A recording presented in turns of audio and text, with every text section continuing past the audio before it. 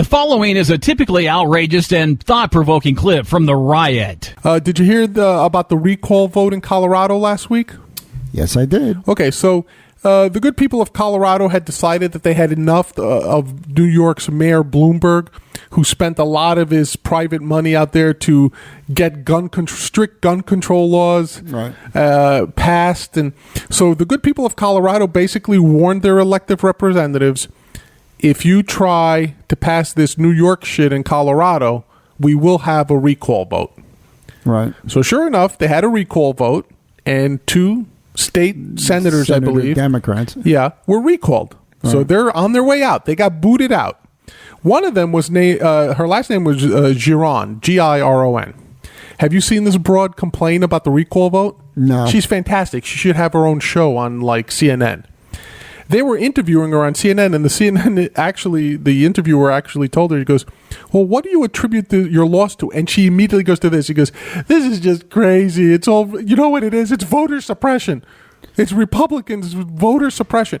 In other words, she was claiming that the only reason she lost is because they suppressed the vote. Which, by the way, voter suppression now for Democrats is second only to the word nigger in terms of turning on Republicans. Yeah. Do you know what I mean? Right. Like, if you're white and a Democrat, you can't claim that someone called you a nigger.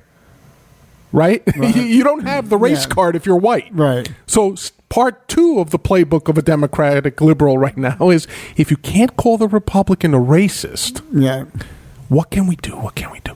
Oh, I know. Voter suppression. Voter suppression. That's it. Targeted at minorities. There you go. Keep them out of the voting. And old people. Yeah. In Colorado, there's no minorities. Let's face it. So they couldn't claim that. So what they claimed was that they suppressed the elderly from getting to the polls. I've fallen. I can't get up. She's out of her fucking mind, this woman. Oh, please. So even the CNN anchor, who's probably a liberal to begin with, was like, well, is that really the case? Or did you just try to shove a law that was unpopular down people's throats? Yeah. And she goes, are you part of it too? Look, it's very obvious that it's voter suppression. What else could it be? And she said, well, maybe people just don't agree with what you did. Exactly. No, it's voter suppression.